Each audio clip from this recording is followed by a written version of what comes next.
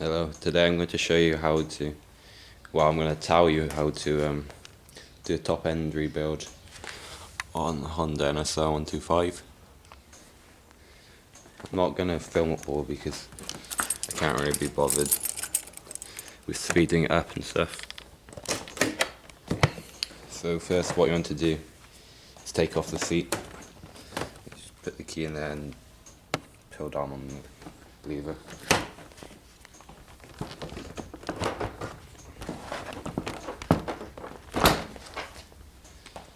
Put it down somewhere.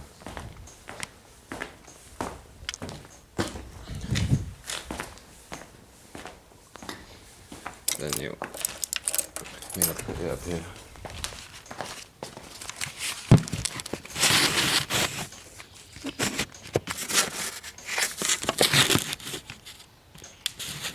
Yeah, that'll do.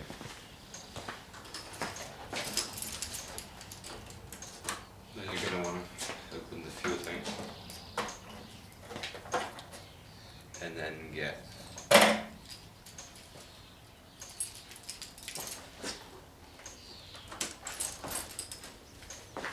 what you need.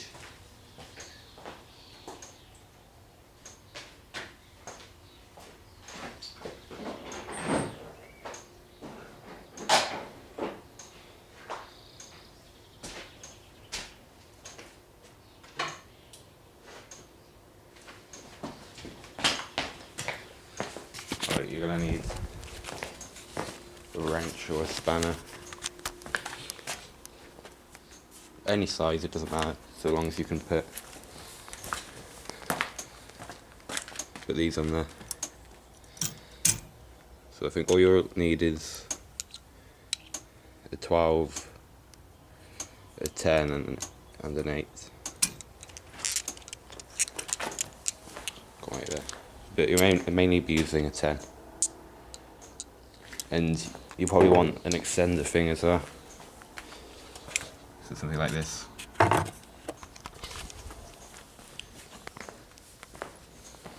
You also need a screwdriver with a flathead screw and a Phillips as well. And I'll show you where the bolts are to undo to take off the fairings. You should probably know it already.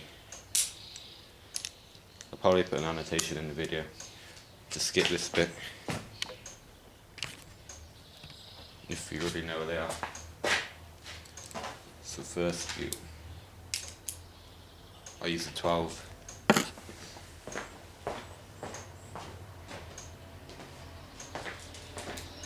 You use the 12 to take off this handle.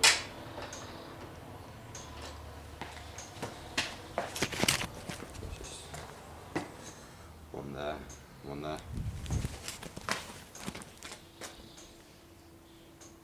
Actually, I'll just go through and tell you where they are, and then you'll use a 10mm, and that's it there. There'll be one there and one there. And then one here, one there. Under here, be 2 there, and then 2 beneath it. And then there's 2 there, and then there's 2 beneath this, which goes into the frame. So I'll see you once that's done. Yeah, I forgot to mention there's one on here as well. There you go. There's one there, there's a little nut. Might need a spanner to wedge in there to undo it. So you wedge a spanner underneath and then undo it. The reason you need to take off the fairings is to get to the radiator cap.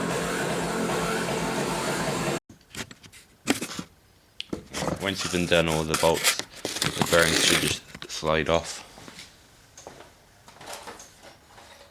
It was maybe a bit harder because of this thing here sticks into there, and this rubber bit, so it might need a bit of filling, but mine's snapped off, so it slides off easier.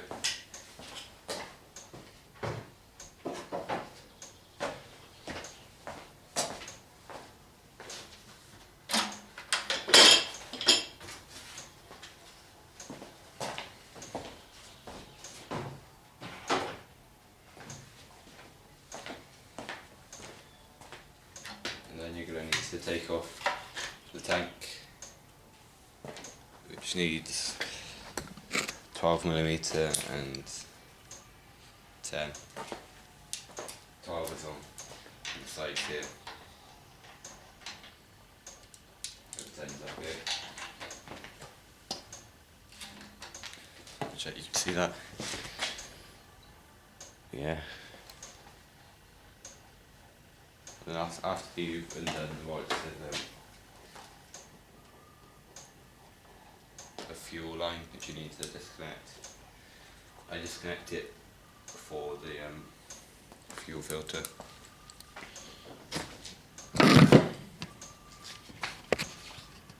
Alright, next you need to get something to put the coolant in. I use a milk bottle. You need to make sure it's clean and no water in there. There might be lime scale or stuff in the water, so you need to make sure it's clean with no water or dust left in it. Then you take off the radiator cap and screw it clockwise.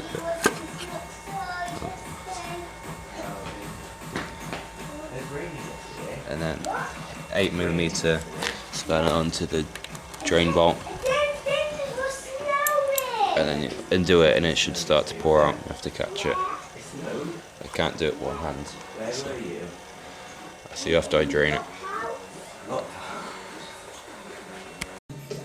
Alright, so the drain bolt for me is fucked up. Don't really want to show you. So I'm gonna have to get the coolant out by just taking off the hoses and hoping it all comes out the engine. Probably should with the second one.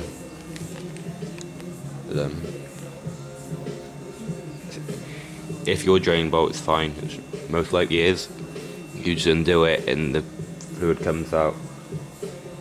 Catch it in something to reuse it, or you can replace it, which is probably better if it's not new fluid. But just make sure you undo the cap so it flows out better. Okay, so after you've drained the fluid, it should be all clean like mine. But after you've drained the fluid, you're going to want to take off the radiator. And to do that, you want to undo the Jubilee clip around there. Yeah, you'll want a long screwdriver, or maybe an attachment on the end, like I forgot. To make it a bit longer, it's just flathead. You just want to put in there and undo it. And then you want to undo these here, which are 10mm. You'll need a 10mm spanner on the other side as well to stop it spinning. And you probably want to take off the horn, which is Phillips. And this thing in here, sorry, that there, which I can do from the other side with 12mm. Which is that. And again, that one there. And you want to take off this hose as well. No fluid should come out because you drained it all. So I'll get back to you once you've taken off the radiator. Okay, once you've taken off the radiator, there'll be this thing here. You can just pull that off. It should come out easily if you want to. But you're going to want to take off the radiator hose once it goes onto the engine. So you just undo the Jubilee clips and then pull it off, or wiggle it off. Oh, this one's already loose, undone it. Yeah, this hose can be quite hard to take off, so I just take it off the engine side first, and then you can kind of bend it round and wiggle it off. Find it easier to do it this way because you can get your hand in here. Next, you're going to want to take off the RC valve cover, case, whatever you want to call it. Not sure what size spanner it is. Allen key. Yeah, I find it better to use a small Allen key. You know, it's size 6. But I find it better to use a small Allen key rather than a big one, a long one. Wait, no, it's not a 6. Sorry, it's it must be a 5. Yeah, it's a 5. Sorry.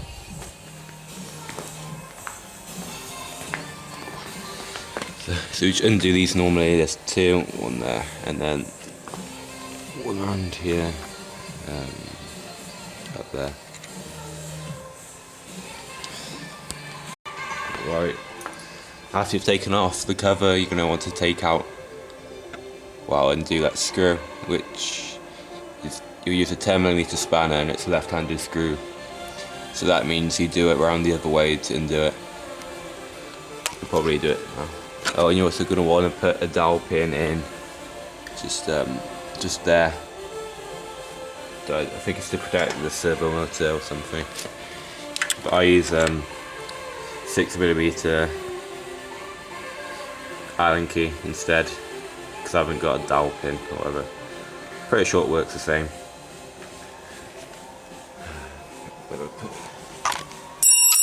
There it is.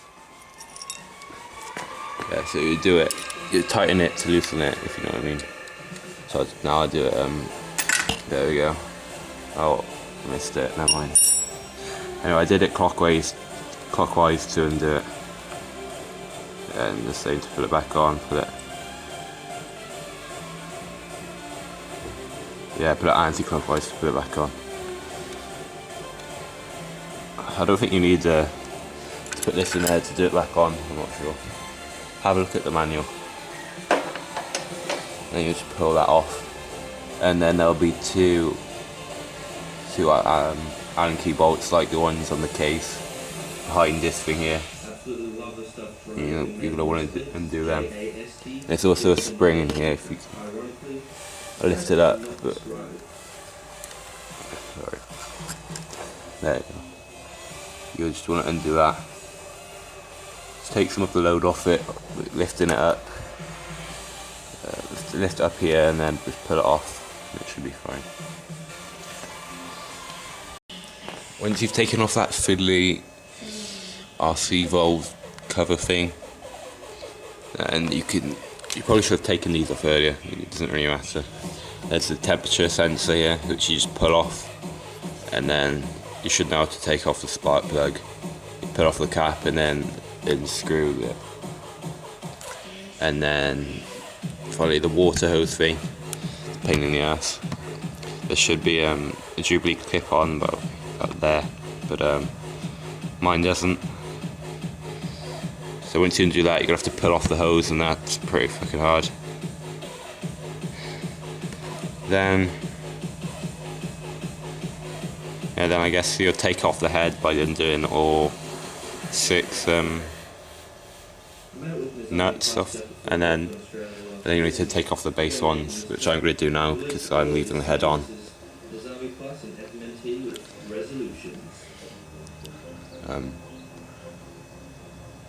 It seemed kind of quick today. Yeah, I just undo all of the nuts. They're quite annoying because you have to use a spanner for that one, unless you've got some very good bit to go inside it. Even if you take off that, even if you take out the valve, actually you can't take it out, but even if you could, it's still blocked with this lip here. So you have to use a spanner, which is annoying. You're supposed to use a torque wrench, but actually I'm pretty sure you can get spanner torque wrenches, so I don't have one. Yeah, I gotta take them off now. Take off the base ones because I'm not doing a full rebuild. I'm just trying to fix that gasket. Shouldn't really be like that, and it leaks like 4th gear upwards. Right, once you take off the nuts off the head, I'm not doing it by the way, but it should come off pretty easily. The hardest part I think is getting that hose which goes into the top, the coolant hose. It's just really annoying. It doesn't bend very well, so when you try to lift it off, you've got to lift it over the studs, and the thing's pushing down really hard, and it's hard to even take it off. But yeah, I'm pretty sure the head should come off easily, but once you've been done the base nuts for the barrel, sometimes you might have to give it a tap with a hammer. I think for me, I just have to give it a bit of a wiggle. So I just have to put my fingers in the exhaust port. Just gonna lift up and you can see it. Maybe you can't see, but you can hear it moves a bit. So I've done that. And now's the part you find out I'm not even changing piston. I'm not doing a rebuild. But I can tell you as much as I can without actually doing it. I'm just changing the gasket. Well, taking off the base gasket because it leaks, like I said.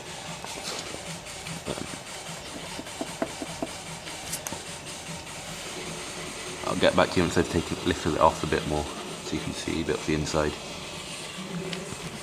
Alright, that's taking off the cylinder a little bit. See, it's not much. Hopefully I can explain enough from here. Let me sit down. So, right there you can see the piston, and then below it, that little bar there is the con rod. There's a good diagram in the manual which I'll just link in. You should be able to do it from there. I can only just give you tips from now on. But up above the piston there'll be 2 piston rings which I don't want to take off the cylinder because they're a real pain to get in. There'll be locating pins on the intake side up here off the piston. I'll show you later on. But the locating pins will face this way. You've got to align the ends of each piston ring with the locating pin and squeeze it and then put the head on. And when I did it, the rings were very springy, and it's so springy that it's really hard to get on. But there isn't much I can show you. I'll show you. I've got another piston inside and I can show you how it works. But basically, you should know. I'll show you inside. I can give you tips on the piston inside. You can probably see why mine's leaking coolant, if it is. I've got 2 gaskets, but don't tell anyone that. It's a bit silly. Maybe I put it in the wrong way around. It's an up and down. No, I wouldn't do that. Anyway. You can take out once you get the cylinder off the barrel, you can take out the RC valve. What I want to do is, what you need to do is put the nut back on and use that to pull it off, to pull it out. I also used a heat gun to heat up the seal, but I'm not sure if it did much. Maybe you can see the valve inside. See what it does inside. Alright, you can see the piston at the end. Then above it, you can see these. It's a bit bright, but you can see 2 things. It looks like there's a screw going into them. And that's the RC valve. There we go. I've got that one in one hand. Now, when I move the things up and down, it opens up the exhaust port and allows more stuff to exit. So that's what we normally like. And when you hit 7,000, it begin to open up like that and let more stuff out, more gases. But there's a spindle up at the top which holds these in, and you can pull out the spindle here. I think spindle is the right word, but you pull it out and then these flappy things will fall out, and you can give them a clean, and you can clean the spindle as well. It's probably a proper name for it, I don't remember it. But on the RC valve, which is here, focus the torch, right? There we go. So once you pull this out, the 2 panels will fall out, the flappy things, and this will have teeth on it on the inside, and you can just give them a good clean and check them for wear. and then putting them back in, and the teeth have got to line up with the things inside properly. But yeah, this can be quite hard to pull out at first, because I'd done it a few weeks ago. It'd be easy for me. I think that's all the tips I'll give you for now. I'll show you some more when I go inside, after I've put this all back together again. Alright, here's a diagram of the cylinder, the top end of the engine, and you can see the parts. That's the spindle I was talking about on the RC valve. You can see where it goes in. The spindle here goes into these, and let me slow down. And there's the crankcase, and that's the conrod, and the small end bearing and piston pin, and then the clips which go into it. And I've got a piston here. You can see, which we're getting a bit of light. You can see the locating pins here. There's one up there, and one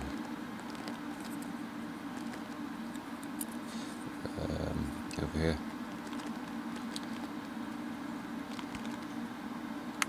And you've got to line up the rings like this. And once they're compressed, they should be on the pin, because you can see little notches on here which go over the top of the pin. You need to put the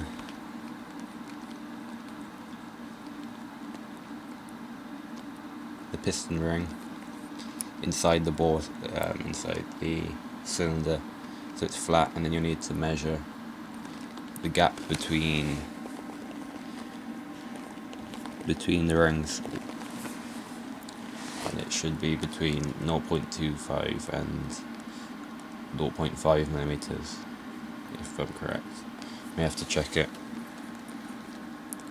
You can do that with a feeler gauge, which is just like a sheet of metal, which is to the right length. You can buy them on eBay, and you may have to file it down a little bit. When you file it down, make sure you file towards, like going inwards, so you're going towards the piston as it's here, but it wouldn't be on the piston, of course. And you do that so it doesn't create any burrs on the edge, which would damage the cylinder wall. You can see I've put the piston pin in, and I've put the circlips. You should have the gap for the circlips up at the top or up at the bottom. Well, that's what I've heard anyway. These are a bit sideways, but you can move them with some pliers carefully. Yeah, as I said earlier, the locating pins go towards the intake side, so away from the exhaust, like that.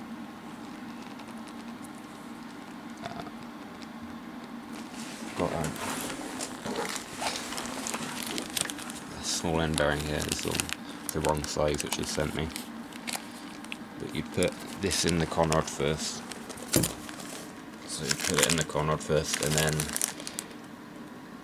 you'd have the piston, you'd have one circlip in one side and the other one not in yet. And then, so you'd put the bearing in, then you'd put the piston over the top, and then you'd put the small end, then you'd put the piston pin in, so you put that in, and then you put the last circlip on, and then you make sure that the rings are lined up, and you have to try put on the cylinder. What I try to do is, if they're both together and very springy, I try to put on this side first, which would be on the exhaust. So I try to push these forward and then compress them, and then like put half of the cylinder over this here, and then try to compress this end, and then put the other half on. It's quite hard to explain, but I'm sure you'll get it. Thanks for watching.